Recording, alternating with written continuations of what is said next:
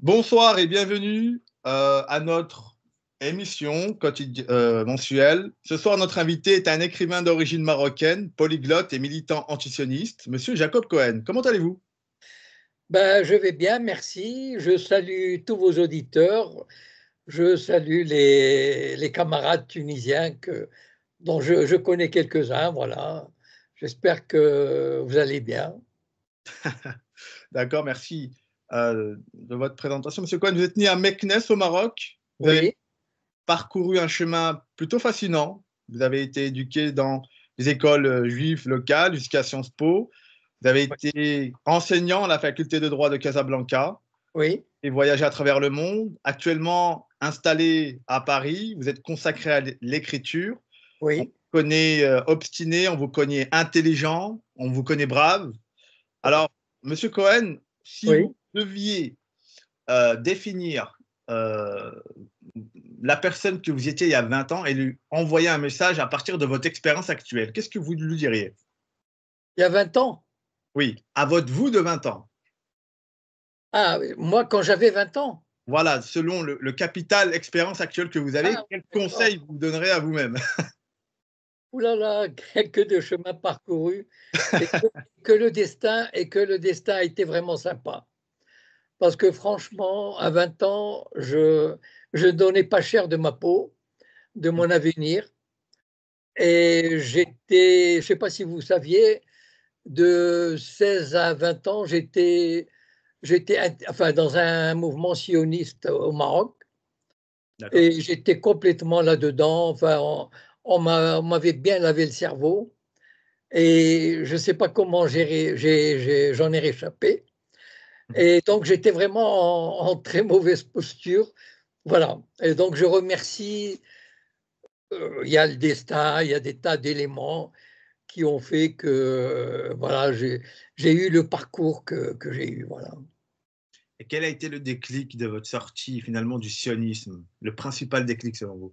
C'est un peu compliqué. Disons qu'à un moment donné, euh, j'ai voulu, c'est-à-dire que dans le mouvement où j'étais, on me demandait d'aller dans un kibbutz, c'est-à-dire voilà, d'être un peu le pionnier. Et pour faire plaisir à mon père qui était très religieux et qui détestait le kibbutz, j'ai voulu aller à l'université avec une bourse à l'époque. Et quand je l'ai annoncé aux sionistes, ils ont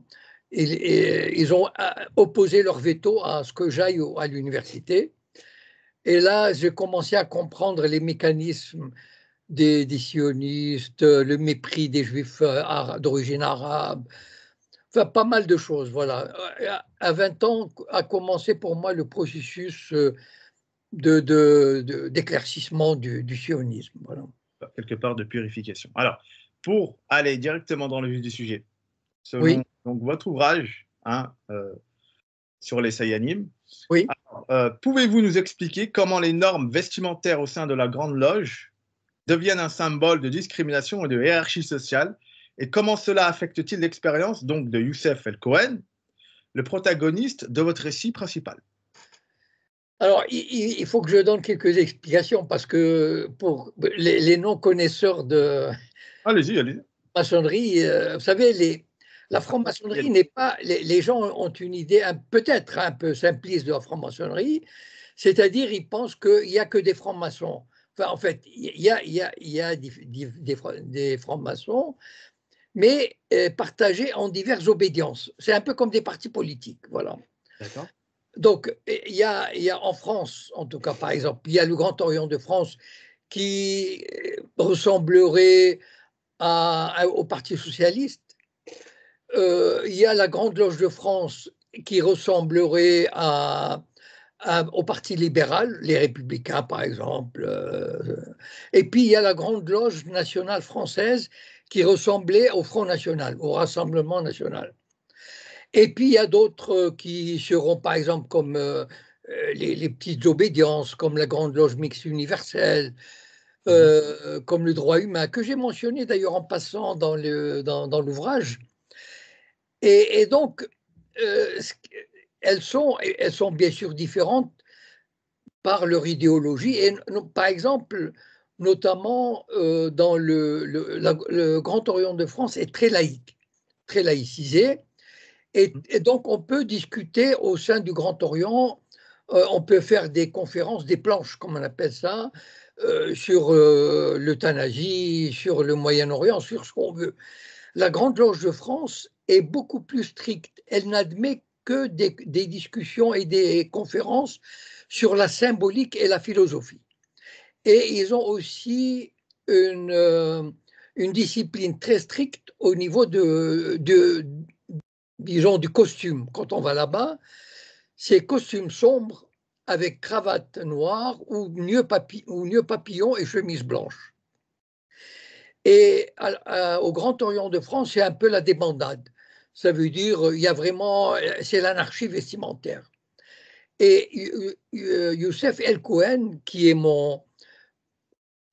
qui est le personnage principal, je vous le présente un peu, qui est le Maghrébin de 35 ans, fils immigré, agrégé d'histoire, et qui, pour lui, être intégré au Grand Orient de France, c'est le summum de l'intégration républicaine.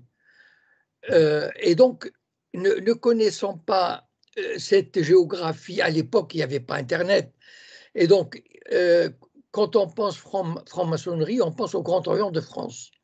Donc, il a fait une demande, il a été accepté, et après, il a découvert la Grande Loge, sa discipline, ses costumes, etc. Et il a quelques regrets de ne pas l'avoir su plus tôt. Et donc, parce que pour lui, il aurait préféré intégrer la Grande Loge de France, parce que tout le monde porte le même costume noir, est soumis à la même discipline, il y a moins de combines, il y a moins de, comment dire, il y a moins de facilité à faire des arrangements avec le réel, avec le fric, etc. Voilà. En gros, j'ai répondu à votre question de manière un peu détournée, mais pour expliquer plus aux auditeurs de quoi y retourner. Voilà. Alors, est-ce qu'il y a une forme de hiérarchie, donc comme vous l'avez dit en amont, à la fois sociale et ethnique au sein de la franc-maçonnerie, ou est-ce que c'est quelque chose qui n'est pas d'actualité, ou qui était autrefois d'actualité? Alors, en principe, il n'y a pas de hiérarchie.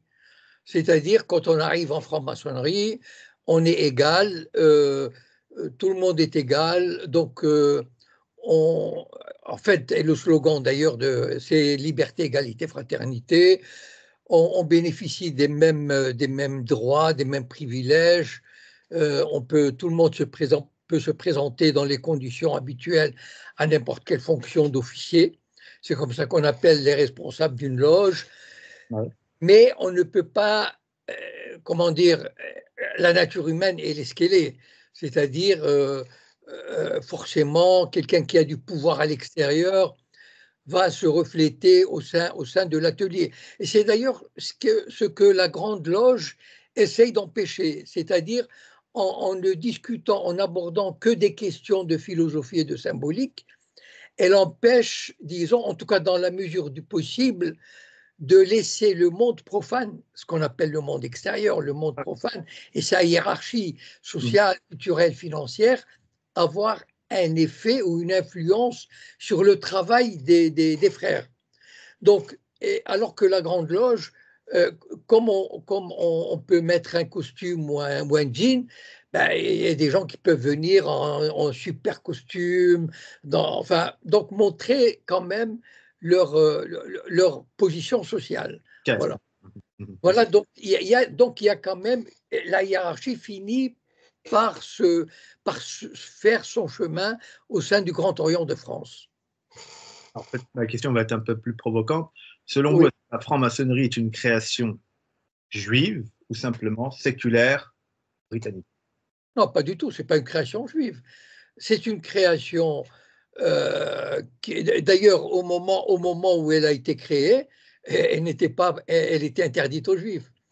Donc, ou alors ils étaient très très peu acceptés. Vous savez, les créateurs de la franc-maçonnerie au début du XVIIIe siècle, c'était des nobles, c'était des philosophes, Voltaire par exemple, qui étaient à l'étroit dans ces sociétés opprimés par l'Église catholique, enfermés dans des structures hiérarchisées avec la censure. C'était des monarchies de droit divin. Et les premiers francs-maçons, enfin, au XVIIIe siècle, c'était plutôt des hommes, je dis bien des hommes, parce qu'à l'époque, il n'y avait pas de femmes, donc ouverts aux nouvelles idées, à la philosophie, à des principes de liberté, etc. Et donc, on était loin de... Et d'ailleurs, les Juifs, quand ils ont vu la franc-maçonnerie, ils ont essayé d'y entrer parce que c'était pour eux le moyen, à l'époque, les Juifs n'étaient pas reconnus en tant que citoyens en Europe. Napoléon, par exemple, va leur donner un droit de citoyenneté, etc. Donc, les Juifs éclairés ont vu dans la franc-maçonnerie une possibilité d'intégrer la société. Donc, et d'ailleurs, pour la franc-maçonnerie, il y a une franc-maçonnerie juive aux États-Unis qui s'appelle le B'nai B'rith, qui a été créée en 1843, justement parce que les Juifs n'étaient pas admis dans la franc-maçonnerie normale. Voilà. Dans le format standard. Donc, ce n'est donc pas une institution, entre parenthèses, juive. Est-ce qu'aujourd'hui, c'est quand même les questions qui reviennent souvent, les Juifs contrôlent la majeure partie des loges, peut-être en France ou dans d'autres pays? Pas du tout. Alors, pas du tout. Disons que, enfin, en tout cas, mon expérience, c'est que comme on dit, voyagé beaucoup dans les autres obédiences, la Grande Loge, le droit humain, etc. Il y a très très peu, on sent très peu l'influence juive ou sioniste. C'est-à-dire, il y a très peu, par exemple, de résolutions en faveur d'Israël ou bien pour la religion juive, etc. Par contre, les Juifs sont entrés disons, en masse. Enfin, en tout cas, s'ils sont, mettons, 1% dans la population française, peut-être ils représentent 5 ou 10% chez les francs-maçons. Peut-être, enfin à peu près. Hein. Mais, disons, ils sont rentrés en tant que juifs laïcs. Même trop laïcs, ça veut dire qui n'étaient pas du tout façonnés par le judaïsme ni par Israël. Mais cependant, comme la franc-maçonnerie est une institution importante en France, il est certain que, comme les autres institutions, elle a, à partir du XXe siècle, disons, un préjugé favorable pour les Juifs et pour le sionisme. Voilà. Et donc, pardon? C'est-à-dire un préjugé favorable pour développer? C'est-à-dire qu'on on voit le Juif comme quelqu'un, disons, quelqu'un un citoyen fidèle qui travaille pour la République, un citoyen sur qui on peut compter, un citoyen, comment dire, évolué, voilà, qui est un citoyen toujours à la pointe du progrès,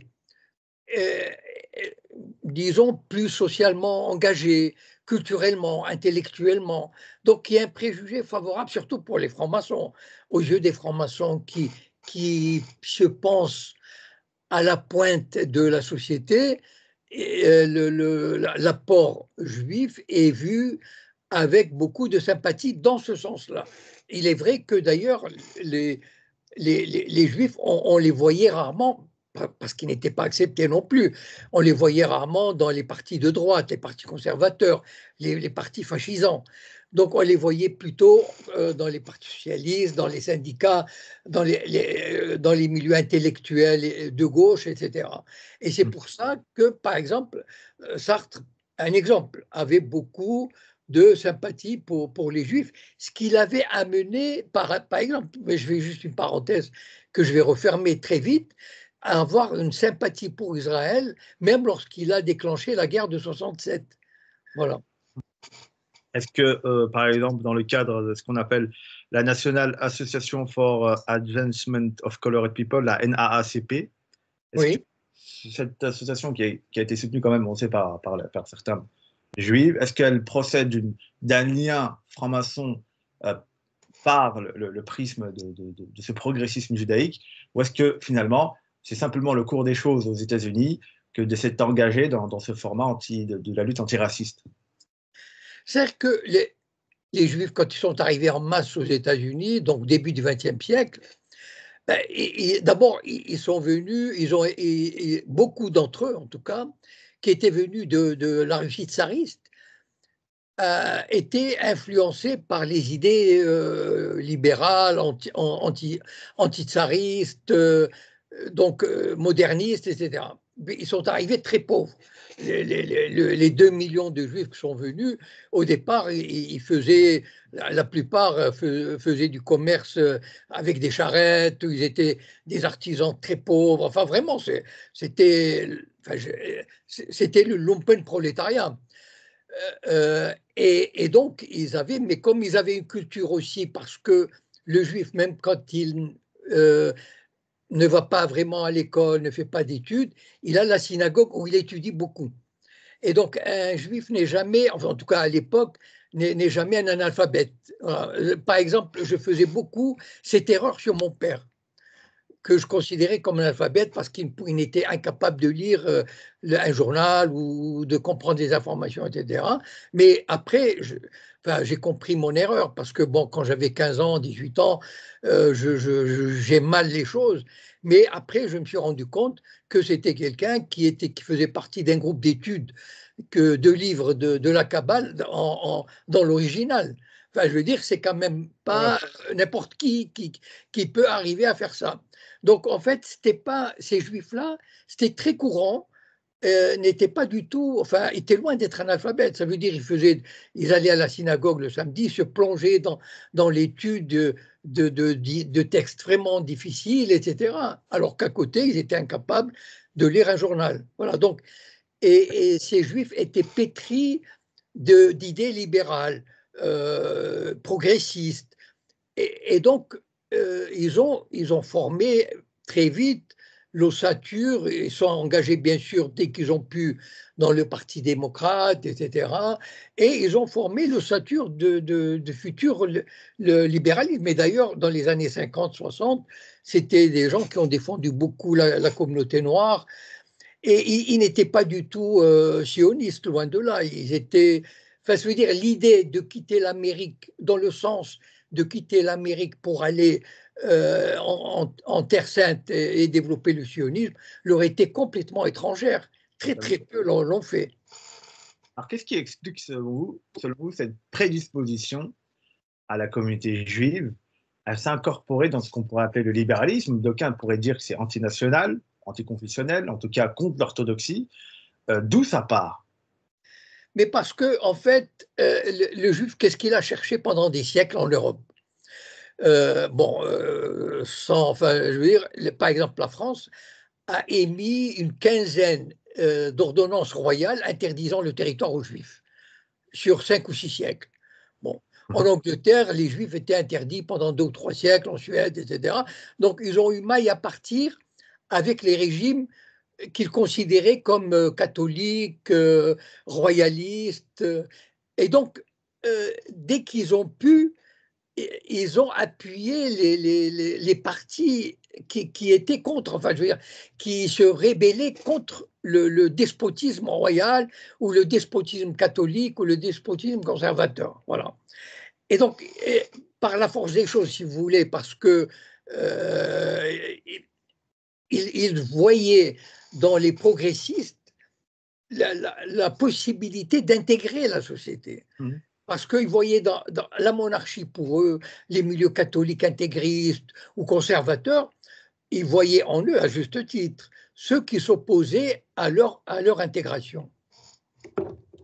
Est-ce que cette intégration-là, vous pouvez boire hein, le temps que je pose ma question, prenez votre temps. Alors, est-ce que cette intégration-là se fait de la même manière en Europe et dans le monde arabe? Alors, dans le monde arabe, comment dire, la difficulté était que le monde arabe n'était pas indépendant jusque dans les années 50. Ouais. Et donc, il y avait une très forte, communauté juive dans tous les pays arabes. peut-être 300 000 au Maroc, en Algérie, en Égypte, en Irak, au Yémen, etc. Et donc ces sociétés-là, je parle avant l'indépendance, étaient des sociétés traditionnelles en grande partie, mais et même par exemple si je prends le Maroc, il y avait vraiment de très grandes différences. Peut-être je peux faire un parallèle, mais je vais parler du Maroc et peut-être on comprendra un peu si on projette sur les autres pays. La communauté juive était à peu près divisée en trois parties, en gros. Hein. Il y avait les Berbères, enfin, les Juifs qui vivaient dans les zones berbères, qui parlaient le berbère et qui étaient totalement en dehors de tout progrès culturel, social, etc. Jusque dans les années 50, il n'allait quasiment pas à l'école, il ne savait ni lire ni écrire, il ne parlait que le berbère, et il vivait quasiment comme il y a 5 siècles. Voilà. Et puis, il y avait ceux qui étaient à Casablanca ou à Mazagan.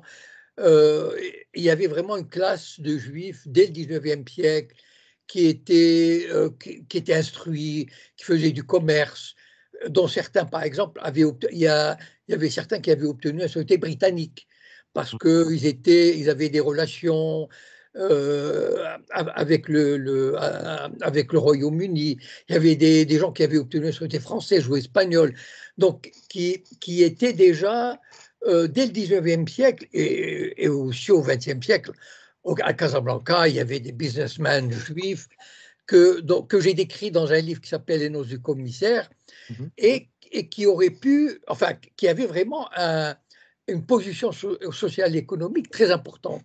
Et puis, il y avait les Juifs comme moi, par exemple, qui vivions dans des ghettos, à Meknès, à Fès, et la grande partie de ces gens étaient très peu ouverts sur le monde extérieur, jusque dans les années 50. La chance qu'on a eue, nous, les Juifs, au Maroc, par exemple, et j'imagine on peut faire extrapoler pour les autres pays arabes, c'est que nous avons eu l'Alliance israélite universelle. C'est une ONG qui a été créée dans les années 1860, une ONG française, et qui voulait répandre la culture française ou l'éducation française dans les pays arabes. Voilà. Et c'est grâce à elle que on a eu à Meknès, on a eu une école qui allait jusqu'au bac. Ce qui, s'il n'y avait pas eu ces écoles juives, c'est pas moi, j'aurais jamais fait d'études parce que le protectorat français n'avait aucun intérêt à répandre l'enseignement. Et donc, c'est entre mon père et moi, il y a eu à peu près, je sais pas, on a sauté de 3-4 siècles. Si vous voulez, c'est-à-dire, voilà, mon père était encore dans. Vous savez pas, je vais vous donner un exemple sur mon père. Quand il a vu, il était à la télé, devant la télévision, il a vu enfin, en tout cas, ce qu'on a prétendu, disons, l'alunissage d'Armstrong sur la Lune. Bon, et j'étais à côté de lui et il m'a dit en arabe, c'est impossible. Ah, et ce n'est pas du complotisme. Je lui ai dit pourquoi. Il m'a dit l'homme qui oserait violer le ciel, c'est-à-dire le domaine de Dieu, il serait foudroyé. Voilà. Donc vous voyez un peu l'état d'esprit, alors que moi, bon, enfin, donc en fait, nous, ma génération, on a sauté à peu près 3-4 siècles parce qu'on a bénéficié de ces études. Donc voilà à peu près l'état d'esprit des communautés juives dans les pays arabes. On n'était pas, on avait, comment dire, on avait très peur. Enfin, oui, on craignait beaucoup les événements des années 40, 50, ces ébullitions de l'indépendantisme, qu'est-ce qu'on allait devenir avec les nouveaux régimes arabes, etc. Et voilà, donc c'était un peu, les populations juives dans les mondes arabes étaient un peu sur le qui-vive parce qu'elles ne savaient pas quel allait être leur devenir avec des régimes arabes indépendants, nationalistes, etc. Voilà. Alors, ce qui est intéressant dans ce que vous dites, c'est qu'on voit que les juifs occidentaux, dans les pays occidentaux, plutôt vont utiliser le progressisme par moteur émancipateur, c'est-à-dire par rapport à la genèse historique. Oui. Dans les pays arabes, vous avez indiqué qu'il y avait une association israélite qui va importer en fait le savoir-faire français, en tout cas au Maroc, et qui va profiter notamment à la communauté juive. Donc, on est toujours dans un format progressiste à partir des pays qui, dans la pensée globale, et non pas on peut pas dire, on peut pas globaliser tous les juifs parce qu'on m'avait dit qu'il y a des juifs berbères qui eux étaient à l'autre bout de la civilisation. En tout cas, selon la condition sociale du juif de l'époque, en tout cas ceux qui ont acquis cette idée très libérale, ils se sont toujours employés finalement à importer des idées libérales, où qu'ils soient, que ce soit dans les pays arabes ou dans les pays subsahariens ou même dans les pays latins. Exactement, exactement. C'est-à-dire que parce que, encore une fois, le juif voulait se libérer du ghetto, voulait se libérer de l'oppression idéologique, voulait bénéficier de la liberté.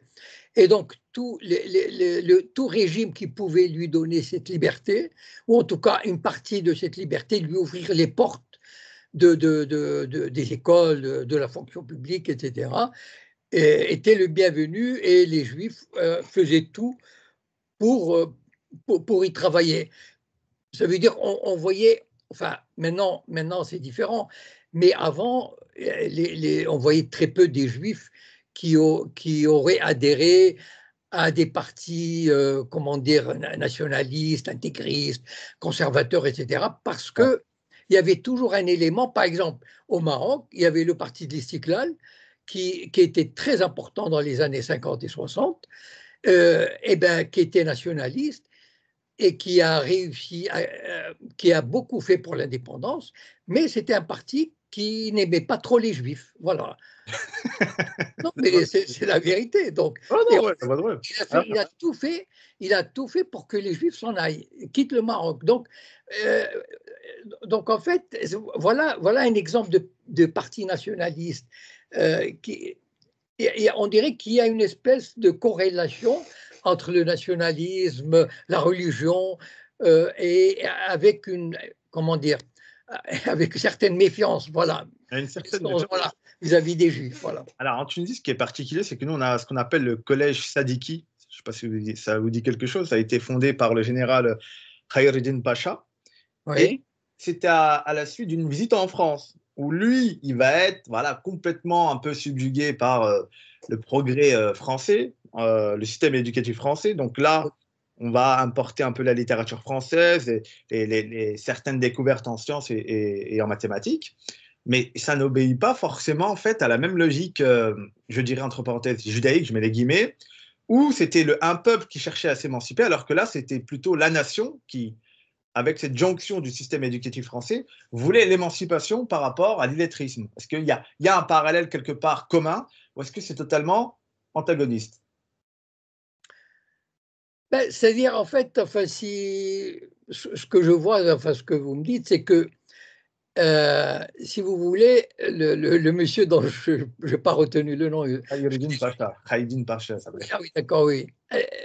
Parce que lui, il avait une vision nationale, si vous voulez. C'est-à-dire, il intègre l'enseignement et pour développer le côté national. D'accord? Alors que le juif qui va intégrer l'école française, par exemple, moi, quand j'ai intégré l'école, ben, ma première, enfin, je veux dire, quand j'ai commencé un peu à penser, etc., mon rêve était d'aller à Paris, par exemple. C'est-à-dire, en fait, je voulais, on voulait s'embarquer dans vraiment jusqu'au bout, c'est-à-dire aller dans la culture française européenne jusqu'au bout. Et je ne me voyais pas. Voilà. Et donc, mes camarades et moi, la communauté juive marocaine dans l'ensemble, je ne me voyais pas, disons, faire des études pour rester au Maroc, voilà, pour développer le Maroc. C'est-à-dire, pour moi, il y a eu tout de suite un attrait pour la France. Voilà. D'accord, ok. Alors, on va poursuivre sur le printemps de Séyanim avant de jongler sur le Maroc. Alors, la deuxième question que vous avez indiquée, c'était, nous avons entendu parler donc de Gérald Silmo dans votre ouvrage. Hein. Gérald Silmo, oui. Est-ce que vous pouvez nous en dire plus sur son rôle au sein donc de la loge maçonnique? Comment influence-t-il le comportement et les choix de ce fameux Youssef El Cohen, ainsi que la dynamique générale au sein de la loge?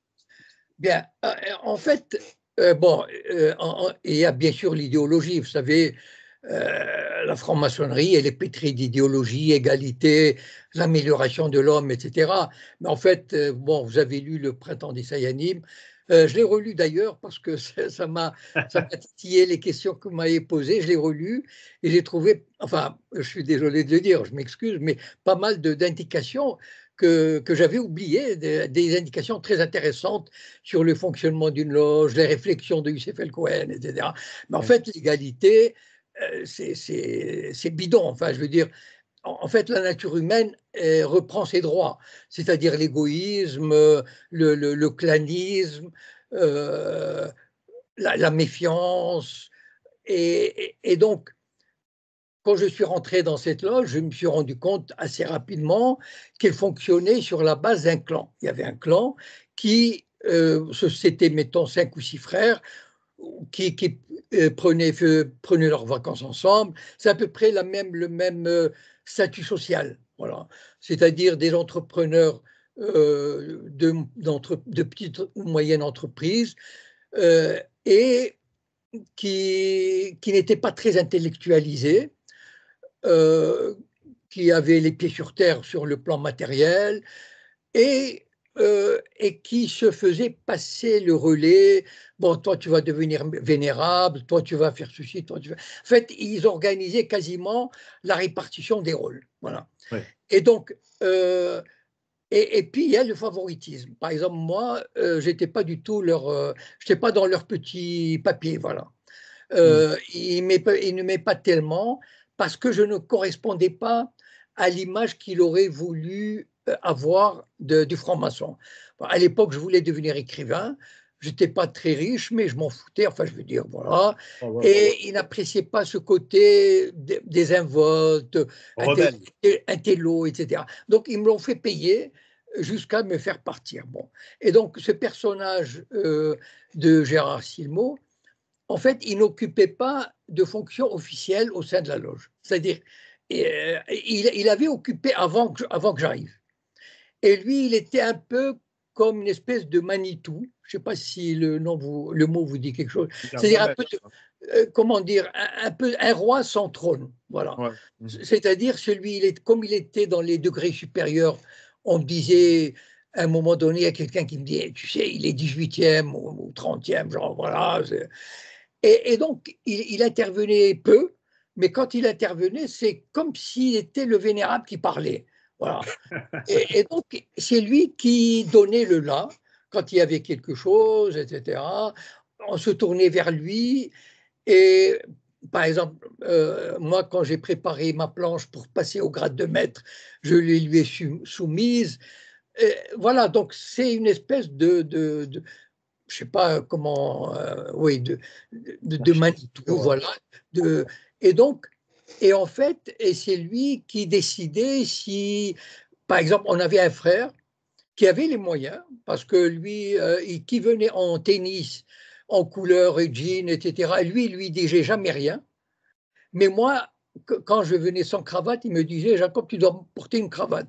Donc, en fait, il y avait du favoritisme, il n'y avait pas de doute, mais c'était comme ça. La loge marchait comme ça. Et donc, c'est un personnage, j'imagine qu'il doit exister à peu près dans chaque loge, enfin, en tout cas dans plusieurs loges, un peu quelqu'un qui a de la bouteille, qui est passé par le vénéralat, qui est monté dans les grades supérieurs et qui fait un peu l'autorité, voilà, qui exerce son autorité morale.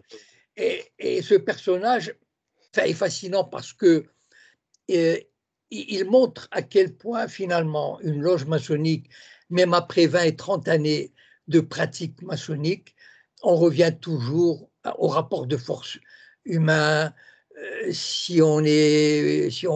Voilà, par exemple, il y avait quelqu'un qui était expert comptable et donc il était important et donc il est devenu vénérable et ainsi de suite. On ne peut pas, finalement, moi, la leçon que j'ai tirée, entre autres, c'est que on reste, et que j'ai mis dans la plume ou dans les mots de Youssef El Kouen, c'est que finalement, on se gargarise de mots, d'idéaux et tout, mais finalement, on reste des hommes pétris comment dire, d'égoïsme, de calcul, et même on viole allègrement comment dire, les lois maçonniques, le règlement du Grand Orient, pour satisfaire des camaraderies, etc. Voilà. Alors, pour synthétiser, Oui. je mets des guillemets entre parenthèses, le juif en tant que tel, bourgeois ou lettré, a cherché par le biais donc, du libéralisme à s'émanciper de sa condition sociale précaire. Et à côté, on a cette idée de la franc-maçonnerie qui était plutôt une idée donc, bourgeoise, ou plutôt de gens lettrés, qui vont lutter contre les carcans peut-être de la monarchie et de la monarchie et donc de la religion. On a donc deux modèles avec finalement un cursus qui s'enjoignent en tout cas sur le biais du libéralisme. Aujourd'hui, est-ce qu'on peut dire que la franc-maçonnerie, par exemple, milite pour les libertés, par exemple, du genre sexuel, et qu'à côté, les juifs aussi, par conditionnement libéral, je ne dirais pas ancestral, mais en tout cas séculier du XXe siècle, luttent et favorisent aussi ce genre de combat, par exemple l'intersectionnalité et tout ce qui tourne autour, ou est-ce que finalement ça n'a rien à voir? Alors, je reviens à ce que j'ai dit quand j'ai parlé de la franc-maçonnerie en France. Ouais. Il y a trois parties, il y a trois grandes obédiences, et il y a les petites. Alors, le Grand Orient milite pour l'avortement, a milité pour l'avortement, milite pour l'euthanasie, milite pour le wokisme, milite pour toutes les déviances du genre. Voilà. Ça, c'est son combat principal depuis 30 ans, depuis 40 ans, etc. Bon. Par contre, et donc il a fait entrer les femmes alors que c'était une loge réservée aux hommes. Il y a 10-15 ans, il a ouvert les portes aux femmes. Enfin, il a, comment dire, c'est un peu. Il ouvre ses tribunes à tous les gens politiques de gauche, évidemment. Enfin, et donc, et donc, il est à la pointe. Donc, mais c'est pas. Alors que la Grande Loge elle, et la Grande Loge nationale française sont loin de ces combats, ne veulent pas de ces combats-là. Voilà. Ouais. Donc, en fait, on ne peut pas dire la franc-maçonnerie comme ça. Voilà, c'est pour ça que c'est difficile de dire la franc-maçonnerie. Il n'y a pas un dogme. Mais c'est vrai que le Grand Orient donne le ton. Voilà.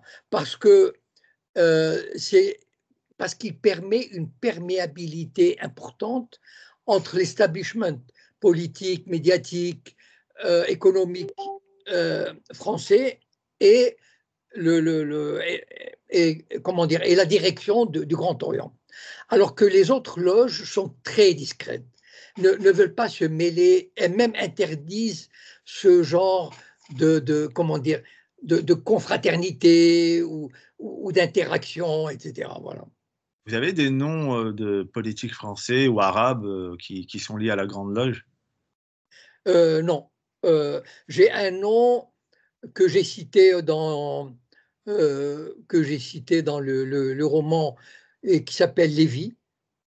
Voilà, parce que j'ai eu l'occasion de le rencontrer, même à quelques reprises.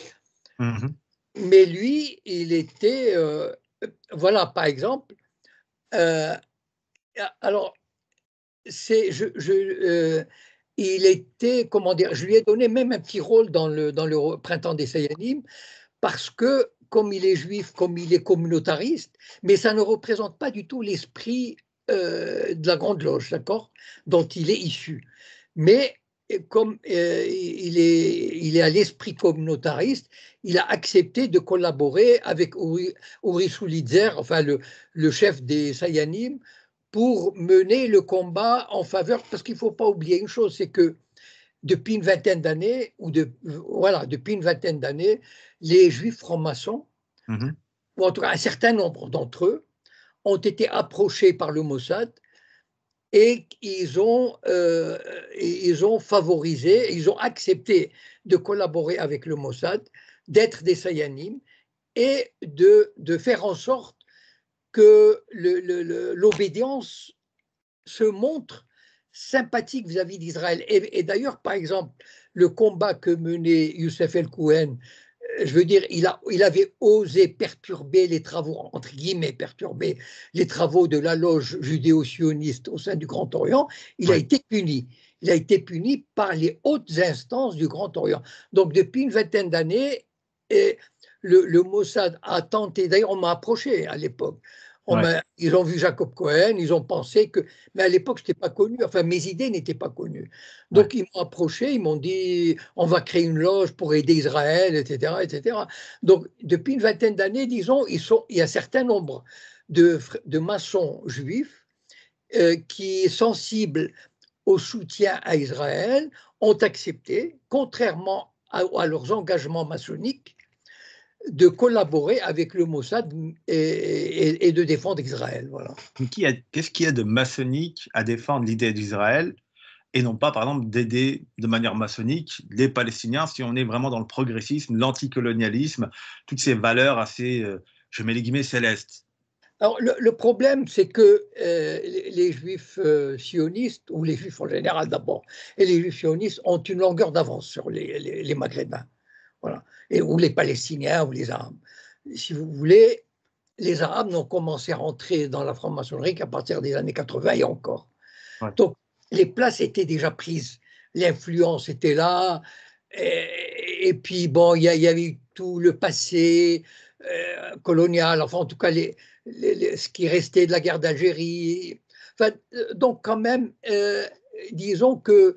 Et puis aussi, ce que je dis dans d'autres… ce que je dis pas dans j'ai dit, enfin, je crois l'avoir dit aussi dans le Printemps des Sayanim, c'est que le lobby judéo-sioniste, dès les années 80, a tenté et réussi magistralement, hein, de rendre comment dire, la vie des Maghrébins en France, et il l'a pourri. Voilà. C'est-à-dire, il a fait en sorte que, il a tellement d'influence qu'il a réussi à rendre les Maghrébins suspects. Voilà. Ouais. Que ce soit donc partout. Et donc, j'imagine aussi en franc-maçonnerie. Bon, il y a eu, moi j'ai connu à la fin de mon séjour, enfin, de mon truc au Grand Orient, il y a eu 2 Maghrébins qui sont arrivés. Voilà, mais c'était pas encore, enfin, je veux dire, enfin, ils venaient d'arriver, voilà, donc on peut pas parler de, comment dire, vous savez, l'influence juive et sioniste en France, elle a commencé dès les années 60 à s'incorporer, à se développer, à se renforcer. Et malheureusement, les Maghrébins, d'abord, ils sont venus très tard. Et ils n'ont pas, ça faisait partie de mon combat. Je me souviens dans les années 2014, 2015, etc., 2016, de dire aux Maghrébins, défendez-vous, organisez-vous. Si vous y allez individuellement, si vous ne vous unissez pas, si vous êtes divisés, vous ne réussirez jamais. Donc, au niveau de la communauté arabe, on peut dire que ni les Arabes du Maghreb, ni les Arabes d'Orient n'ont en Europe d'établissement maçonnique assez solide pour influencer ne serait-ce que le cours du conflit israélo-palestinien. Non, non, pas du tout. Et ils n'en prennent pas le chemin, c'est ça le drame, à mon avis, voilà. Ils n'en prennent pas le chemin. Voilà. Et il faudrait, vous savez, la force du lobby judéo-sioniste, c'est qu'il réunit, pour la cause, il réunit tout le monde. Voilà. C'est-à-dire gauche, droite, religieux, ashkénaz, séfarade, tout le monde est d'accord. Et malheureusement, chez les Maghrébins, euh, il y a trop de divisions. Ils n'arrivent pas à se mettre d'accord, par exemple, sur une personne ou une institution qui défendent l'islam et la Palestine. Voilà. Et après, chacun pour soi, on s'en fiche que vous soyez algérien, maghrébin, berbère, ce que vous voulez, mais ils n'arrivent pas à le faire. Voilà. Moi, Et, j'avais une question assez particulière. Est-ce que selon vous, le berbérisme tient, je parle de l'idéologie, pas du droit à la culture, à la revendication communautaire, hein, je parle bien du dogme politique, est-ce que le berbérisme est lié à la franc-maçonnerie ou est-ce que c'est simplement une idée héritée de la colonisation, comme on a pu le voir avec les Pères blancs en Kabylie? Qu'est-ce que vous en dites? alors, le berbérisme, et d'ailleurs, vous faites bien de me poser la question parce qu'en fait, avant d'être connu, avant le printemps des Sayanim, je visitais le Bnai Brit, etc. Parce Ouais. que et je suis tombé sur la loge Ben Gurion, que je cite d'ailleurs dans le roman. Et cette loge Ben Gurion, vers 2005-2006, et j'étais allé, et il y avait à peu près une association de Kabyles qui a Ouais. été invitée par la loge Ben Gurion, ils les ont fait asseoir à la tribune, il y avait 5 ou 6, avec le drapeau israélien et leur drapeau, je ne sais plus ce que c'était, Ouais.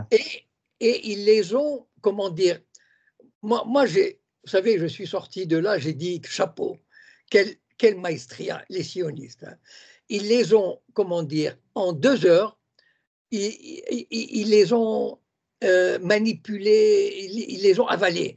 Ils leur ont fait comprendre combien leur combat était juste et que ça ressemblait au combat des Juifs qui ont lutté pour avoir leur État, etc., et qui les défendraient. Mais ils étaient arrivés petit à petit à les mener. Enfin, c'était fantastique. Donc, je présume que ce berbérisme-là, en tout cas une partie de ce berbérisme. Et d'ailleurs, vous savez, j'ai écrit un roman qui s'appelle Memba sur Tingir. Ouais. Tingir, c'est la capitale des Berbères au Maroc, enfin en tout cas du sud-est, et où je raconte sous forme de roman comment le Mossad et d'autres services ont noyauté cette province. Voilà. Et donc, le berbérisme, en partie en tout cas, ça ne veut pas dire que les revendications culturelles, Oh, justement. linguistiques, etc., ne pèsent pas, n'ont pas de raison d'être. Mais disons qu'une Ça vise forme à de affaiblir le monde arabe. berbérisme est exploitée par les sionistes pour semer le trouble dans ces pays. Voilà. Quand même incroyable ce que vous dites. C'est très peu connu, voire pas audible. Et comment expliquer que c'est par les Kabyles que ça passe et non pas, par exemple, par les Chaouis et les Mozabites en Algérie, par exemple? Pardon, je n'ai pas compris. Comment se fait-il que ça passe, par exemple, par les Kabyles Ah, et non pas par les Chaouis ou les d'accord. Mozabites? Peut-être parce que les Kabyles sont. Peut-être, hein, vous savez, moi, je ne suis pas du tout. Je suis un piètre connaisseur des choses. Hein. Vous m'excuserez si si je commets des erreurs. Mais peut-être, hein, c'est une hypothèse comme ça que j'avance, parce que les Kabyles ont une personnalité déjà affirmée, enfin, je veux dire, un particularisme très affirmé, du point de vue géographique, linguistique, du combat, etc. Et donc, ils sont plus, ont un esprit combatif. Et donc, peut-être que pour les sionistes, c'est beaucoup plus important de miser sur eux que sur d'autres. Enfin, voilà, c'est juste une hypothèse que je lance comme ça. Voilà. D'accord, très bien. Alors, nous allons passer à la partie du Maroc. Riyad, est-ce que tu es là? Pas si Riyad n'est pas là. Bon, je vais enchaîner. Mais alors, au niveau donc de la monarchie marocaine, Monsieur Cohen, dans quelle mesure les relations politiques et diplomatiques entre le Maroc et Israël à l'époque de la guerre des 6 jours suggèrent-elles une éventuelle implication de Hassan II dans les événements de cette période? Est-ce que oui ou non, c'est la question, selon vous, Hassan II a vendu les Arabes à ce moment-là, ou est-ce que finalement, c'est juste un mythe entretenu peut-être par le gouvernement algérien, par les ennemis du Maroc? Est-ce que vous avez une réponse claire et des noms à nous affirmer? J'ai une réponse claire, c'est un mythe. C'est C'est-à-dire. bidon, c'est une légende. J'ai très peu de sympathie pour Hassan II. Donc, c'est pas du tout pour le dédouaner, hein, loin de là. Ouais. Mais, mais dire que, vous savez, moi, ça me fait rigoler ces histoires quand ils disent il y a eu un sommet à Casablanca en 65 et que Hassan II a permis au Mossad d'écouter ce qui se disait et que cela leur a permis de faire la guerre de 67. Enfin, mais les gens ne réfléchissent même pas. D'abord, une Ouais. chose, déjà, ça fait 2 ans avant la guerre de juin 67. À l'époque, personne n'imaginait qu'il y allait avoir une guerre, qu'il allait avoir une tension diplomatique autour du détroit, que Nasser allait fermer, etc. Bon, d'une part. Deuxièmement, Nasser se méfiait comme de la peste des monarchies du Golfe, l'Arabie saoudite, la monarchie marocaine. Est-ce que vous croyez que dans un sommet, il allait dévoiler des choses secrètes sur son armée ou sur ses Ouais. objectifs? Enfin, c'est ridicule. Par ailleurs, les succès israéliens militaires de 67 reposaient sur la présence d'espions très très bien introduits. je commence en Égypte. En Égypte, il y avait un espion allemand dont j'ai oublié le nom, enfin israélien, mais qui est venu en Égypte avec un passeport allemand et qui a ouvert un centre hippique très, très huppé. Ça veut dire où tout le gratin militaire égyptien allait là-bas envoyer leurs enfants. Et il en a profité pour séduire, pour payer des bakchiches, pour prendre des photos compromettantes, pour soutirer des informations. C'était incroyable le travail qu'il a fait. Et il a été pris après la guerre.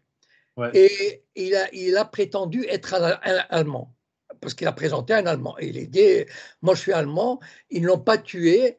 Et le gouvernement allemand a demandé 2 ou 3 années après qu'il soit relâché. Et le régime égyptien l'a relâché. Et c'est à ce moment-là qu'on a su l'histoire.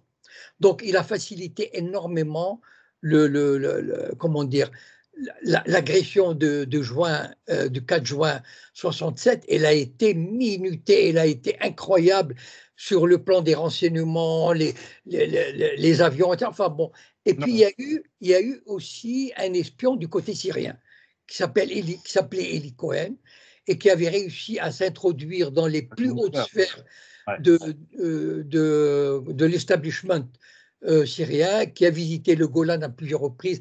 Donc les succès n'ont rien à voir. Vous savez, Hassan II, je l'ai dit dans des vidéos, je le redis ici, il a sabré le champagne lorsque Nasser a été défait.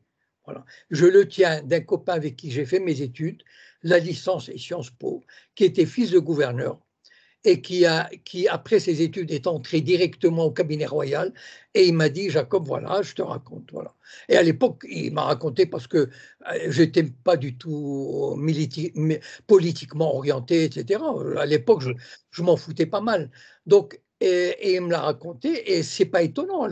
Hassan II il a ouvert les portes du Mossad dès son accession au trône en 1961. Mais dire que Hassan II a facilité la victoire israélienne de 67, non, c'est complètement à côté de la plaque. Voilà. Alors pourquoi certains donc parlent de ce qu'on appelle l'opération Oiseau, notamment dans les journaux israéliens, hein, ynet.net, news.com, etc., etc. Un enregistrement de 1965, et encore, je pense que vous l'avez vu, beaucoup plus récemment, l'ancien chef du Mossad accuse la monarchie marocaine d'avoir livré des renseignements sensibles, donc comme vous l'avez indiqué, donc finalement c'est du pipeau. C'est quoi le but du Mossad avec le Maroc? Est-ce que le Maroc, d'un point de vue structurel, sert à déstabiliser l'opinion publique arabe au Maghreb? Ou est-ce que quelle est la finalité, quel est le but là-dedans? Vous savez, moi j'ai toujours soutenu l'idée, depuis plusieurs années, que le régime marocain a tort de s'allier, de faire confiance aux sionistes. Les sionistes, il ne faut jamais leur faire confiance. Voilà. Vous savez, même les Américains, ils les ont trahis. Vous savez, par exemple, Israël a assassiné 40 marins du bateau Liberty en juin 67 parce qu'il était en haute mer et il faisait des écoutes et ça dérangeait les Israéliens. Voilà. Les Israéliens ont eu le plus grand espion dans les années 80-90 qui a pris les secrets les plus importants, qui s'appelait Jonathan Pollard, et donc là, son allié le plus sûr. Et il a participé au 11 septembre. Enfin bon, c'est-à-dire qu'en fait, moi, je dis, on peut pas, enfin, c'est dommage pour le régime marocain de faire confiance parce que ce sont des gens cyniques qui ne savent pas. Pour eux, Hassan II, comme les autres Arabes, comme les autres Marocains, sont des pions qu'ils méprisent. Les gens, je leur dis, étudiez les sionismes, étudiez les Israéliens, ils ont un mépris viscéral pour les Arabes, quels qu'ils soient. Voilà. Donc, si vous êtes obligé de faire un accord, etc., mais il faut savoir qu'ils vous trahiront, qu'ils chercheront à vous faire les croche-pattes, qu'ils chercheront partout. Donc, il est possible aussi que le Mossad fasse, comment dire, ébruiter ce genre de rumeurs pour dire au Hassan II, pour lui dire attention, hein, on peut te déstabiliser aussi. Donc, tu sais à qui tu as affaire. Voilà. Ouais. Nadir, est-ce que tu es là? Oui, je suis là. Voilà, donc tu peux poser ta question au docteur Cohen. D'accord, ok. Alors, bonsoir, docteur Cohen. Bonsoir. Enchanté de vous avoir, hein. Merci. D'ailleurs, je tenais à vous féliciter, excusez-moi, de vous féliciter pour votre combat vis-à-vis du sionisme et votre côté aussi humanitaire vis-à-vis des Palestiniens. Donc Merci. voilà. Alors, je voulais juste revenir sur un fait, un peu sur le Maghreb. Oui. Là, on parle un peu du sionisme. Selon vous, est-ce qu'il y a des pays au Maghreb qui sont beaucoup plus couverts ou beaucoup plus imperméables au sionisme? Et pourquoi? C'est-à-dire, oui, si on prend l'Algérie, il est certainement la Tunisie aussi, dans une moindre mesure, parce que la Tunisie n'a pas, même si elle se montre quand même assez intraitable, je veux dire, on a essayé d'amener l'Algérie à récipiscence, etc., mais a toujours refusé. Pourquoi? Parce que je pense, dès 1962, vous savez, quand l'Algérie a eu son indépendance, la fraternité qui a été, vous savez, les pays frères, machin, etc., elle a volé en éclats. Il y a eu la guerre des sables entre l'Algérie et le Maroc. Ça veut dire que ce sont été deux régimes incompatibles. Je veux dire, l'un qui était déjà, comment dire, vis-à-vis, tourné vers l'Occident, vers le Mossad, vers Israël, etc., qui est le régime de Hassan II, et puis l'Algérie qui sortait d'une guerre d'indépendance et qui a fondé, enfin qui en tout cas qui a été parmi les fondateurs du mouvement des non-alignés, donc des combats anti-impérialistes, etc. Donc le monde arabe était divisé en deux. Vous savez, moi, enfin, je fais juste une parenthèse, le mythe de l'unité arabe, c'est malheureux que les pays arabes l'aient maintenu, parce que c'est un mythe qui dénigre, enfin qui humilie les populations arabes. Je suis désolé, les régimes révolutionnaires n'ont rien à voir avec les régimes corrompus, les monarchies corrompues et pro-occidentales. Donc, il aurait fallu dire non, on n'a rien à voir. Donc, en fait, et d'ailleurs, cette unité factice, elle a toujours été factice. Enfin, on se paye de mots. Le jour où les Arabes apprendront, vous savez, Mohamed Harkoun, je l'ai entendu à Casablanca en 1981. Il avait dit une chose extraordinaire qui m'est restée ancrée dans la mémoire. Il a dit: le jour où la parole sera libérée, il y aura une vraie révolution dans le monde arabe. Voilà. Donc, et on continue à jouer le jeu de l'unité, de la fraternité. Mais qu'est-ce qu'il y a de fraternel entre le Maroc et l'Algérie, entre les régimes? Je ne parle pas des peuples, entre les régimes. Le régime saoudien et le régime de Nasser, ils se faisaient la guerre au Yémen en 63. Avec Mutawakkil 3. Ouais. Donc, en fait, le monde arabe était, et c'est pour ça d'ailleurs qu'il y a cette différence, ces divergences. Le Maroc a suivi une voie et l'Algérie a suivi une voie totalement différente. Et donc, finalement, c'est pour ça que certains pays, d'autres pays l'ont payé très cher, par exemple, leur résistance, comme la Libye, comme l'Irak, la Syrie a failli y passer. Donc, en fait, soit les pays étaient, l'Algérie, peut-être parce qu'elle est loin du théâtre d'opération, qu'on n'a pas des frontières communes, mais moi, je pense que l'alliance stratégique entre le Maroc et Israël euh, a une dimension anti-algérienne, par exemple. En tout cas, euh, sur l'idée du panarabisme, il a marché pendant les guerres d'indépendance, hein. On l'a vu avec le comité du Maghreb arabe, avec Bourguiba et Fassi notamment au Maroc, et le groupe révolutionnaire algérien. Ça a marché. Et ce qui a été particulier, c'est que des pays arabes, et à juste titre, ont évolué de deux manières. Il y a les républiques arabes qui ont eu leur indépendance dans le sang, et les monarchies qui ont une bonne partie d'entre elles qui ont collaboré de manière très pacifique. On le voit avec l'Arabie Saoudite, le pacte de Quincy, et les petits Émirats qui ont été utilisés pour subdiviser les pays arabes. Quand on parle en fait de communauté arabe, en tout cas de Ummah Arabi, on essaye en tout cas d'instaurer ce qu'on appelle un ricardisme arabe, un utilitarisme un peu à la Michel Aflaq, ou simplement cette épopée un peu folklorique du shérif de la Mecque al-Husseini ou de Kawkabi. Là où il y a eu réellement, je crois, hein, moi personnellement, un schisme profond, c'est dans la manière où, à l'indépendance, il n'y avait que des leaders forts. Et la pluralité de leaders forts avec des régimes qui soient monarchiques et républicains dans une zone telle qu'elle, ne pouvait pas donner donc cette idée initiale qui était, vous savez, de créer un super État du Maroc jusqu'à l'Irak.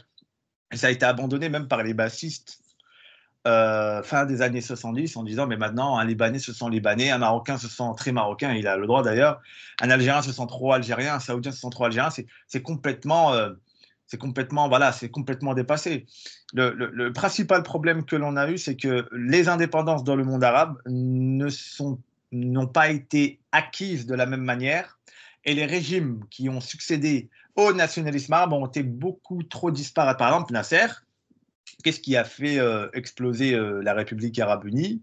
Ça a été le fait qu'il voulait nationaliser à outrance toutes les sociétés privées. Les Syriens ne l'ont pas accepté. La bourgeoisie syrienne ne l'a jamais accepté. La République arabe unie va imploser d'ailleurs pour ça, notamment par l'autocratie de Nasser et par le fait d'avoir inhibé certains moyens de production. Donc l'unité arabe, c'est une construction pérenne et qui n'a jamais été. Parce que moi, quand il y en a qui me disent, oui, mais Hakim, tu parles d'unité arabe, je dis, mais l'unité arabe, il y a eu des pays panarabistes et il y a eu des pays qui n'étaient que arabes. Comme les pays panarabistes, il y a eu l'Égypte, la Syrie, pendant un temps, hein, l'Irak, le Yémen, la Libye, la Tunisie de manière intermittente, un peu l'Algérie, le Maroc qui s'est émancipé parce que c'était une forme de monarchie. Mais ce qui a réellement bloqué, c'est que cette fédération d'idées communes qui a marché à l'indépendance va succéder à des intérêts beaucoup plus cosmopolites post-indépendantistes. Et on le voit notamment au Maroc. D'ailleurs, c'est la question que j'aimerais vous poser. Oui. Au Maroc, il y a eu sur Hassan II un attentat, celui des aviateurs, d'un certain général Oufkir. Oui, Oufkir, oui. Apparemment, le général Oufkir aurait été lié par Tohen, c'était un juif par lequel il avait des relations, pas forcément liées à l'attentat en question. Hein. Mais dans quelle mesure, selon vous, le général Oufkir aurait pu être aidé ou non par des sionistes ou simplement par le deep state marocain, et dans quel but? Bon, c'est une question difficile parce que je ne vois pas pourquoi, enfin, pourquoi le Mossad qui était présent au Maroc, Oufkir était un très très ami avec les dirigeants juifs, probablement avec le Mossad, il avait le profil pour s'associer avec eux. Et moi, je pense que c'est plutôt, enfin en tout cas, pour des raisons intérieures, je ne crois pas que ce soit un coup monté par l'étranger, par le Mossad, parce que je ne vois pas l'intérêt. Ce que Hassan II faisait à peu près les 4 volontés, enfin, il était lié, même si à l'époque, c'était plutôt secret, mais c'est un secret de polichinelle, il était lié au Mossad et à Israël, et donc je ne vois pas pourquoi on aurait pris la responsabilité de se débarrasser de quelqu'un sur qui on pouvait compter vraiment, qui était très fiable. Moi, je pense que c'était plutôt des raisons internes, de ce que j'ai compris à l'époque, ou après, c'est qu'il y avait, à un moment donné, il y avait certaines personnes qui étaient écœurées de ce qui se passait, de la corruption, des privilèges, etc. Et voilà, donc je ne pense pas qu'il y ait eu, enfin en tout cas, je donne une opinion comme ça, je ne sais pas. Alors, Voilà. comment vous expliquez que le Mossad n'a pas prévenu Hassan II? S'il était lié à Oufkir, il aurait normalement, logiquement, je crois, avoir au moins des bribes d'indices. Attention, il y a risque d'attentat. Parce que si Oufkir est lié au Mossad, Oufkir est. Ou bien Oufkir. Est-ce que Oufkir, alors on se pose des questions, est-ce que Oufkir était au courant du premier, parce qu'il y a eu 2 coups d'État, hein. Oui, il y en a eu 2. Il y a eu 2 tentatives de coup d'État. pardon, il y a un qui était en 71 et l'autre un an après. Je peux me tromper d'une année, je suis désolé, mais c'est à peu près à cette période-là. Ouais. Le deuxième, il était certain que c'est Oufkir qui l'avait organisé. Au premier, on parlait plutôt de Medbouh et d'autres. Ouais. Je sais pas, on se pose la question, voilà. Est-ce qu'on s'est posé la question, est-ce qu'Oufkir était au courant, est-ce qu'il était partie prenante, est-ce qu'il leur avait dit, on entendait aussi des trucs comme ça, est-ce qu'il leur aurait dit, écoutez, moi je veux rien savoir, si ça réussit, vous pouvez compter sur moi, etc. C'est très difficile et on se pose vraiment des questions si Oufkir était vraiment derrière ou pas, voilà. C'était pas sûr. Par contre, le deuxième attentat, celui avec les avions, parce que le premier, c'était au palais de Skhirat. Ouais. Voilà. Et donc, mais le deuxième, Oufkir, était et d'ailleurs, il a été convoqué au palais et suicidé de 3 balles ou 4 balles dans le dos. Voilà. Ok, Ryan? Je pense que s'il avait eu, si Hassan II l'avait soupçonné d'avoir fait partie du premier complot, il n'aurait pas raté. Merci. Ryan? Oui, bonsoir, Monsieur Cohen. Bonsoir. Merci de nous recevoir aujourd'hui. Ça fait plaisir. Je tenais à vous poser cette question. Alors, pourquoi actuellement, dans notre région, le Maghreb, et entre l'Algérie et le Maroc, les tensions entre ces deux pays perdurent et avec aussi notamment cette fermeture des frontières, est-ce que vous pensez c'est dû à la normalisation ou à un problème du Sahara occidental? Non, je crois ni l'un ni l'autre. Ça remonte, la rivalité remonte à 1900, dès l'indépendance d'Algérie. Il y a eu la guerre des sables parce que il y avait un conflit territorial, il y avait des prétentions territoriales du Maroc sur une certaine partie de l'Algérie qui auraient été concédées par la France à l'Algérie et qui n'auraient pas été rétrocédées par l'Algérie au moment de son indépendance. Bon, moi je laisse ça aux historiens, mais en tout cas, il y a eu dès 1962, enfin 63, une opposition de régime, un conflit territorial, c'est-à-dire de prétention territoriale. Et puis, ce qui s'en est en suivi des différences de régime, c'est-à-dire vraiment le Maroc était pro-occidental et l'Algérie, mouvement des non-alignés, etc. Et puis est venue l'affaire du Sahara, mais en fait, je crois que fondamentalement, ce sont deux régimes qui ne se font pas confiance. Ce sont, comment dire, deux coqs dans un poulailler et il ne peut pas y avoir, on ne peut pas se partager le pouvoir.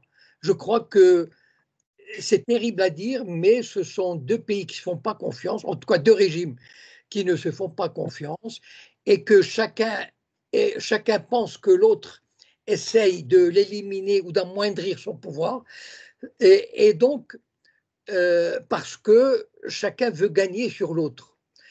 Et je pense qu'il y a cette méfiance ancré dans les hautes sphères des deux régimes d'ailleurs. Hein, je crois que ça vient des deux côtés et ils n'ont jamais pu trouver malheureusement un terrain d'entente ou du moins une possibilité de vraiment négocier, de s'expliquer et de se faire confiance. Et l'affaire du Sahara occidental est vue par le Maroc comme une tentative d'empêcher le Maroc de récupérer un territoire qui lui appartenait et de s'agrandir. Et donc, ça permettait à l'Algérie d'avoir une ouverture sur l'Atlantique. Donc, c'est une affaire, comment dire, de grandes puissances ou de puissances régionales qui n'ont pas envie de céder l'une à l'autre le moindre pouce de terrain. Je pense que c'est plutôt de la géopolitique, de la géostratégie. Enfin, voilà, ce sont deux pays qui n'arrivent pas, et je ne vois pas comment ils arriveront à réduire le potentiel de méfiance et les intentions qu'ils se versent, enfin, ou qu'ils s'accordent, ou qu'ils projettent vers l'autre, de vouloir absolument l'amoindrissement de l'autre. Voilà. D'accord. Et aussi pour les futures générations, est-ce que l'un des deux pays invite à justement à éduquer, à justement faire un pas vers l'autre, ou justement toujours garder cette méfiance envers son pays voisin? Non, mais on ne voit pas, malheureusement, je ne vois pas comment on pourrait changer aujourd'hui les choses, parce que d'abord, il y a une pomme de discorde qui n'est pas résolue. Et je ne vois pas comment elle va être résolue chez le Sahara occidental. Donc déjà, même si quand il n'y avait pas le Sahara, les deux pays, enfin, il y avait une méfiance, etc. Mais là, le Sahara, je ne vois pas comment ce problème peut être résolu. D'accord. C'est-à-dire, le Maroc tient à le garder, enfin, avec ce soit une autonomie, l'Algérie enfin, refuse absolument. Et donc, il y a cette forme de discorde. Donc, c'est même pas maintenant, aujourd'hui, c'est même plus une question de défiance ou de relations possibles, etc., ou d'éducation. Et il y a un problème qui est insoluble. Et ça fait, enfin, il dure depuis 40 ans, et on ne voit pas vers quelle solution il pourrait advenir. Voilà. Donc, malheureusement, enfin, je veux dire, à la méfiance traditionnelle, l'histoire torturée entre ces deux régimes, est venu s'ajouter un problème insoluble que chacun utilise. Évidemment, enfin, c'est la logique de tout État. Vous savez, c'est pas, il n'y a pas d'État qui, vous savez, il y a des États qui se disent soi-disant le droit international, etc. C'est de la rigolade. Un État est mu par ses intérêts économiques, géostratégiques, géopolitiques. Le droit international n'est qu'un pis-aller, voilà, qu'on utilise quand ça nous arrange. Et donc, il y a ces deux puissances régionales qui ne veulent pas céder, qui pensent que l'autre cherche à bouffer, voilà.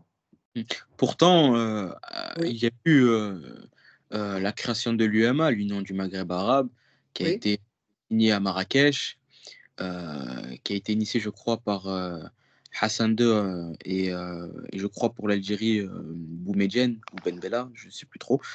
Et même ce genre d'initiative de créer une Union du Maghreb arabe, ça n'a pas servi. Est-ce que lors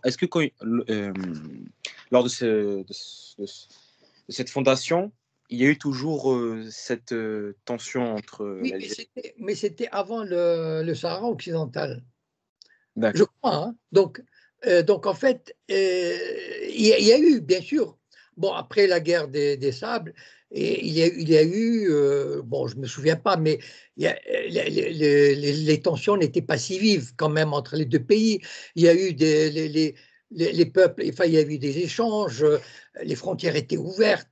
Et donc, ça aurait pu, disons, aller vers une amélioration.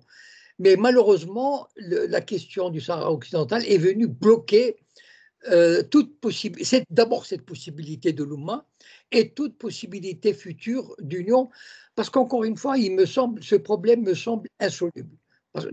Comment on peut le résoudre pour satisfaire les deux pays? Voilà. D'accord. Ok. Oh, ben, je vous remercie, c'est tout pour les Alors, questions. j'avais une question complémentaire et on va bientôt mettre fin à l'entretien. En tout cas, merci Jacob Cohen d'avoir participé. Je vous en prie. Énormément vos réponses. Euh, En ce qui concerne maintenant la pénétration sioniste, juive, appelez-la comme vous voulez, au Maroc, jusqu'à quel point le Maroc est métastasé par celle-ci, jusqu'à quelle strate, dans quel pan de la société, est-ce que vous avez des lieux, des noms? Comment pouvez-vous définir ça? Merci. Euh, Moi, je crois que, bon, d'abord, il y a un personnage central qui n'apparaît pas beaucoup, mais qui est absolument la pièce maîtresse de la pénétration du Mossad au Maroc, c'est André Azoulay, le conseiller du roi, qui est Mhm. arrivé au début des années 80, donc ça fait 40 ans, conseiller spécial du roi. Et donc, il y a eu un accord, il y a dû avoir un accord. Vous savez, Azoulay était banquier à New York, banquier à Paris, banquier à New York. Bon, il est né à Essaouira, d'accord, mais il ne parle même pas l'arabe. Alors, vous savez, mais disons que le Mossad il a dû aller lui dire, voilà, bon. Et donc, il a placé une pièce maîtresse au sein du pouvoir marocain. Bon. Et quel était le but d'Azoulay? C'est de faciliter la pénétration, comment dire, intellectuelle, culturelle, religieuse, artistique du sionisme au Maroc. C'est-à-dire, bon, ça s'est fait avec beaucoup d'intelligence. Vous savez, il y a eu des visites de rabbins pour des discussions religieuses.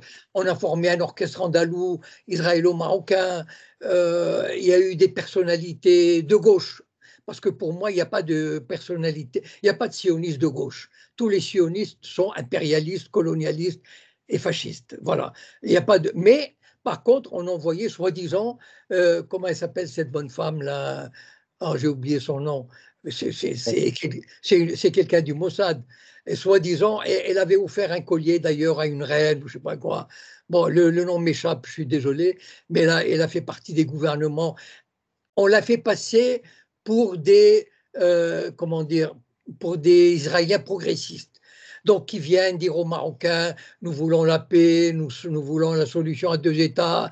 Donc, ça s'est fait vraiment, on a réussi à. Et moi, d'ailleurs, je suis assez surpris de voir un certain nombre d'intellectuels marocains ou d'artistes, enfin, pas beaucoup, mais quand même, qui ont de l'influence et qui ont été sensibilisés par cette pénétration sioniste qui est venue par la petite porte. Vous savez, on veut rien, on veut juste, il faut qu'on se connaisse, il faut que les Juifs et les Arabes apprennent à se connaître, que les Israéliens apprennent à se. Enfin, ils ont fait ça magistralement, voilà. Azoulay a fait un travail remarquable.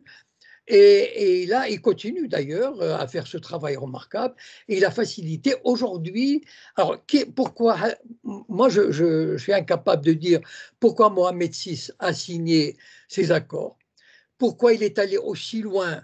Peut-être qu'il y a eu du chantage, j'en sais rien. Parce qu'il est vraiment allé, mais il y a eu des normalisations. Mais au point où il y a des usines d'armement qui sont créées au sud du Maroc.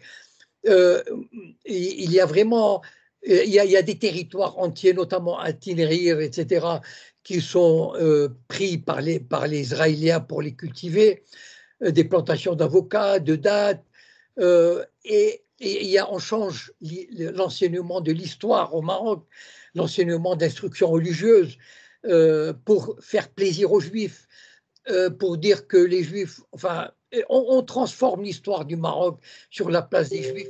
Donc, on est en train de vraiment de réécrire cette histoire et de donner une place incroyable. Je veux dire, aujourd'hui, les sionistes au Maroc peuvent pratiquement faire ce qu'ils veulent. Voilà. Ils peuvent obtenir ce qu'ils veulent.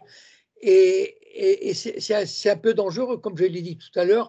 Faire confiance aux sionistes est vraiment dangereux parce qu'ils pourraient donner l'illusion aux Marocains, en tout cas à l'élite marocaine, notamment l'élite militaire, qu'ils pourraient, c'est une éventualité qu'il faut vraiment ne pas prendre à la légère, ils pourraient leur donner l'illusion qu'ils pourraient frapper une fois très fort l'Algérie pour enfin mettre ce voisin arrogant à sa place. Enfin, je mets entre guillemets, bien sûr, les mots. Le remettre à sa place, voilà. Et donc, malheureusement, je crains que c'est une éventualité tout à fait possible. Et voilà. Alors, il y avait Nadir qui a levé la main, après ça sera Light, et après, je pense qu'on va conclure. Alors, Nadir. Je vais laisser Light commencer, je terminerai. Alors, Light. Oui, bonsoir, Monsieur Cohen. Bonsoir. Alors d'abord, j'aimerais vous remercier de cette magnifique interview. Je vous remercie encore. Vous nous en avez énormément appris. J'avais une question plutôt, vous en tant qu'écrivain biculturel, comment percevez-vous les préjugés occidentaux envers le monde arabe et comment promouvoir un dialogue équilibré pour surmonter ces préjugés et comment votre expérience personnelle influence-t-elle votre perception de cette dynamique? Alors, ces préjugés existent, mais malheureusement, ils auraient pu disparaître, ils auraient pu petit à petit disparaître. Le lobby judéo-sionistes qui les a, depuis les années 80, je l'ai écrit, je fais des vidéos là-dessus, j'ai alerté beaucoup les communautés maghrébines en France. Depuis les années 80, le Mossad a chargé les Sayanim de rendre la vie des Maghrébins impossible. Voilà. C'est-à-dire, comme ils ont beaucoup d'influence dans les médias, enfin partout, bon, c'est pas un scoop, et donc ils ont réussi d'ailleurs, hein, ils ont réussi à rendre la présence des Maghrébins insupportable. On se pose même la question, est-ce que l'islam est compatible? Est-ce que les Maghrébins peuvent accepter les principes républicains? Enfin, vraiment, c'est le délire. Et on ferme, par exemple, le lycée Averroès, un lycée privé, qui avait des résultats extraordinaires, 100% au bac, qui était un lycée moderne, qui est de la culture, etc. On lui a coupé les subventions. Mais ça, c'est le travail du lobby judéo-sioniste. Il faut que, donc, pour supprimer, enfin, pour atténuer ces préjugés, que les Maghrébins, il faut qu'ils comprennent d'abord. S'ils font cette erreur de diagnostic, malheur à eux, parce qu'ils n'arriveront à rien. Voilà. C'est le lobby juif qui est derrière. Et donc, il faut qu'ils sachent comment il agit, de quelle manière il agit, comment on peut le contrer. Et à ce moment-là, c'est une bataille. Il ne faut pas dire, monsieur, s'il vous plaît, donnez-moi mes droits, ils vous écraseront. Voilà. Donc, il faut batailler, il faut se montrer vindicatif, agressif, organisationnel, tout ce que vous voulez, comme le lobby judéo-sioniste. S'ils ne font pas ça, et d'ailleurs, ils ne le font pas, et malheureusement, les Maghrébins ne sont pas prêts de retrouver une place, leur vraie place en France. Pour continuer sur cette même question, quelles seraient pour vous, c'est-à-dire les premières formes de rassemblement maghrébin au sein de la communauté française? Est-ce que ce serait de faire une certaine forme d'élite intellectuelle pour pouvoir lancer ce combat-là? Non, moi j'ai proposé en 2014, je crois, dans une conférence à Marseille, j'ai dit qu'il fallait, comment dire, il fallait se mettre derrière. Mettons par exemple, voilà, je crois l'avoir dit, mais je l'ai dit ailleurs, il y a une organisation avec laquelle je n'ai aucun lien, qui ne me fait aucun cadeau, qui ne m'a jamais invité. Donc, vous voyez, je fais du bénévolat. Hein. C'est le CCIF, qui est devenu CCIE. C'est une organisation qui a été interdite. Pourquoi? Parce que justement, le lobby a vu en elle une organisation capable, qui a envie comment dire, de se battre, qui ne recule devant rien. Or, le pouvoir n'aime pas ce genre d'Arabes. Ils aiment les Arabes qui se couchent, les Arabes modérés. Voilà. Et donc, moi, j'ai proposé, j'ai dit aux Maghrébins, voilà, pourquoi vous n'adhérez pas à cette organisation? Si cette organisation avait 1 million de membres, avec 20 millions d'euros de budget annuel, elle ferait des ravages, des ravages. Seulement, voilà, les Maghrébins n'ont pas compris qu'il faut s'associer pour deux choses que j'ai mentionnées tout à l'heure. Défendre la Palestine et défendre la place de l'islam et des musulmans en France. Voilà. Juste pour ça, il faut s'entendre sur une institution en qui on a confiance et qu'il faut mobiliser les gens. Appeler, vous savez comment ils font les Juifs? Voilà, il faut appeler les avocats. Vous savez, dans le printemps des Sayanim, voilà, je raconte des anecdotes, vous l'avez lu, ils voient quelqu'un qui les intéresse, par exemple un cardiologue qui va, je ne sais plus comment il s'appelle, bon, qui va participer à un colloque où il y avait un type qui est allé à Gaza, qui allait faire un rapport mauvais pour Israël.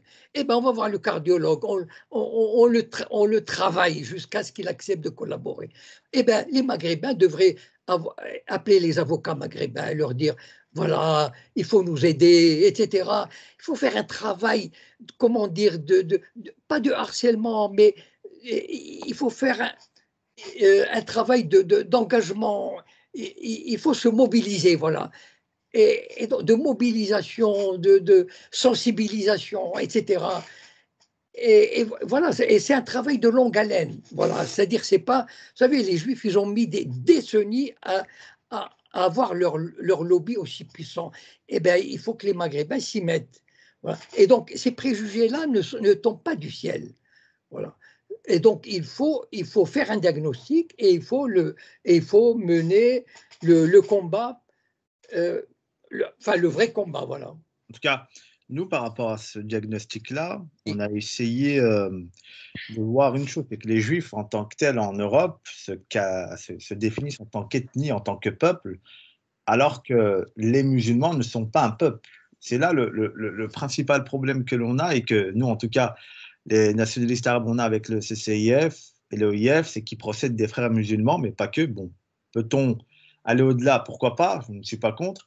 C'est qu'en France, si on se qualifie d'abord en tant que musulman, on est très perméable à la critique, puisque en France, le droit de blasphème est quelque chose de toléré, voire, j'ai l'impression, peut-être que je me trompe, d'encourager à travers certaines caricatures. Dans les années 70-80, à l'époque du panarabisme, quand les pays arabes étaient beaucoup plus forts, il y avait cette idée d'arabophobie et du caractère racial qui, d'un point de vue pénal, pouvait nous protéger. Aujourd'hui, l'aspect musulman a plus affaibli la position des Arabes qui n'existent plus. Ils sont ou bien musulmans, ou bien ils sont quelque chose de discriminé, ou bien ils s'associent à tous les combats libertaires et tout ce qui tourne autour. Excusez-moi, vous tombez dans le piège tendu par le lobby et ses alliés du pouvoir. Voilà. C'est-à-dire, en fait, c'est ça le piège dans lequel les Maghrébins en France tombent. Voilà. Quand ils se décident d'être des musulmans, fiers d'être musulmans, d'être organisés comme musulmans, on dit comment? Vous faites du communautarisme? Et là, il dit non, excuse-moi, Smali Assidi. Bon, il faut dire oui, je le fais. Je fais comme les Juifs. Les Juifs le font et je le fais. Il y a des tribunaux pour ça, il y a des préfectures pour ça. Et je vous emmerde. Voilà. La divergence, M. Cohen, c'est que musulman, c'est une religion, alors que être juif n'est pas forcément. Non, je suis désolé. Non, je parle des Maghrébins en France. Les Maghrébins en France. Non, les Maghrébins en France, c'est vrai, mais ils ont quand même une histoire commune, ils ont une langue commune, ils ont des intérêts communs. Ils peuvent très bien. Le problème, c'est que pourquoi il y aurait une division entre l'UOIF et le CCIF et Ouma.com, etc. Pourquoi les Juifs dépassent ces divisions? Excusez-moi de vous couper, mais pourquoi il y aurait cette division-là? C'est parce que les frères musulmans sont des traîtres. Historiquement, quand on voit le père de Tariq Ramadan, quand il va voir Eisenhower pour assassiner Nasser, c'est un traître. J'ai d'ailleurs eu Tariq Ramadan, et je vais lui poser cette question-là. Comment vous expliquez que votre père, que vous dites qui a été piégé par la CIA, ait eu en récompense l'Institut islamique de Genève avec une Bentley? Donc, moi, pour moi, ce discours-là… Je refuse de tomber dans ce genre de truc. Moi, je pense que si vraiment, si les Maghrébins veulent arriver à quelque chose en France, il faut qu'ils trouvent un terrain d'entente. Vous savez, les Juifs, l'extrême droite s'entend avec l'extrême gauche. Voilà, je suis désolé. Les religieux avec les athées, les riches avec les pauvres, d'accord? Pour la cause. Ils ont une cause commune. Exactement. Eh bien, si les Maghrébins sont incapables, s'ils se disent « Oula, celui-là, il est ceci, celui-là, il est cela… » Ce n'est même pas une question de label, regardez. Parce que l'extrême droite en France, c'est son terroir, on est en France. Tandis que le lobby sioniste, c'est un lobby qui est fort. Les Maghrébins en France n'ont ni leur terroir, ni de lobby. C'est-à-dire qu'ils sont vassalisés à toutes les causes. Par exemple, en Europe, qui contrôle l'islam? Ce n'est pas les Arabes, c'est les Turcs. C'est les Turcs qui contrôlent l'islam européen. On parle de la France, on reste en France. Voilà, non, voilà. Et donc, moi, le problème que j'ai avec tout ça, c'est que je vous parle en tant que patriote arabe. Hein. On peut avoir des divergences là-dessus. Hein. Je ne fais absolument pas confiance aux frères musulmans, à l'Iran et à tout ce qui est de l'ordre de la réaction sociale et tribale. Ouais, ce que vous voulez que je vous dise? Bon, tant pis alors. Bon, voilà. Donc, moi, on n'est pas obligé d'être d'accord sur tout, monsieur. Hein. Moi, je dis simplement que historiquement… Je dis… Non, excusez-moi. Historiquement. On peut être d'accord sur une chose. On peut être d'accord sur la Palestine et la dignité de l'islam. Voilà. Le reste… Alors là, on est d'accord à 100%. le reste, on s'en fout. Voilà, même si vous avez trahi, vous avez fait ceci, vous avez fait cela. Et donc, voilà le truc. Voilà. Est-ce qu'on arriverait à ça ou pas? Si on n'arrive pas à ça, Monsieur Cohen, je suis d'accord avec vous sur l'idée donc de Palestine, etc. Mais ne faut-il pas oublier, et c'est pas à vous que je vais l'apprendre, que pendant la guerre Iran-Irak, Israël servait de nourricière au régime iranien. Pendant que Khomeini, qui était en France, dans les Yvelines, est parti de là-bas pour faire un coup d'État à la dynastie Pahlavi pour une lugubre histoire de ressources pétrolières hein, avec les Britanniques, et que le seul pays que les ayatollahs ont attaqué, c'est l'Irak et non pas Israël. Même quand le sud Liban était envahi par Israël et que Saddam en 82 dit à l'ayatollah Khomeini, on fait une trêve et on attaque Israël et que Khomeini dit, j'en ai rien à foutre. Non, moi, personnellement, je pense que la mémoire est quelque chose d'utile. Et je suis d'accord avec vous, par contre, sur l'idée qu'en France, c'est une autre anthropologie, c'est peut-être une autre histoire, mais je me méfie. Je me méfie parce que l'UOIF et tous les activistes fréristes, de manière historique, ont toujours été anti-république arabe. De tout temps. D'ailleurs, ça brûle le champagne quand Saddam, en 90, je reprends votre expression, s'est fait attaquer par une coalition de pays. Voilà. Bon. Comme on dit chez nous, l'herbe. Voilà. Bon, pour chuter, Nadir, il avait une dernière question. Voilà. Non, c'est bon, il a répondu à ma question, c'est tout. Moi, en tout cas, enfin, si, je vais peut-être donner peut-être pour juste avoir une opinion propre. Monsieur Cohen, selon vous, comment percevez-vous peut-être le futur roi du Maroc dans sa politique ou dans sa vision à venir pour le Maroc? Non, je crois que le régime chérifien, enfin, à moins d'un accident imprévisible, ça, on ne peut pas préjuger de l'avenir. Mais j'ai l'impression que le régime chérifien est très bien implanté au Maroc, qu'il bénéficie d'un grand soutien de toutes les institutions, politiques, syndicales, économiques, militaires, du renseignement.